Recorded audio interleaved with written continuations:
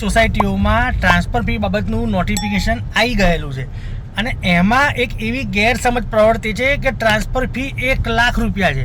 પણ એ ગેરસમજ દૂર કરવા માટે આ વિડીયો મેં બનાવ્યો છે, કારણ કે 1 લાખ રૂપિયા ટ્રાન્સફર ફી નથી, મહત્તમ 1 લાખ રૂપિયા ટ્રાન્સફર ફી છે.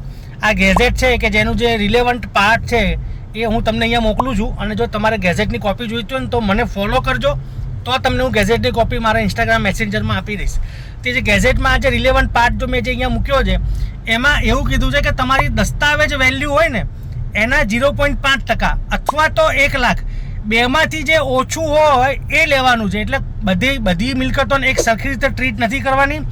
કોઈ મિલકતની કિંમત ઓછી થતી હોય 1 લાખથી તો ઓછી તમારે ટ્રાન્સફર ફી લેવાની છે. એટલે કોઈ પણ જાતની ગેરસમજ રાખવી નહીં. ધારો કે 50,000 થતી હોય તો 50,000 ને 25,000 થતી હોય તો 25,000 ટ્રાન્સફર ફી લેવી પડે. દસ્તાવેજમાં જે વેલ્યુ લખેલી હોય એ મુજબ હોય. દસ્તાવેજની વેલ્યુ એટલે તમારી ઇન્ડેક્સની નકલ તમે તમારી સોસાયટીમાં જમા કરી દેશો તો ખબર પડી જશે કે તમારી મિલકતની વેલ્યુ દસ્તાવેજમાં કેટલી છે. એના 0.5% તમારે ટ્રાન્સફર ફી આપવાની છે. એટલે આવી કોઈ પણ ગેરસમજ રાખવી નહીં. અને આના માટે ગેઝેટની કોપી જોઈતો તમને આપી દઈશ.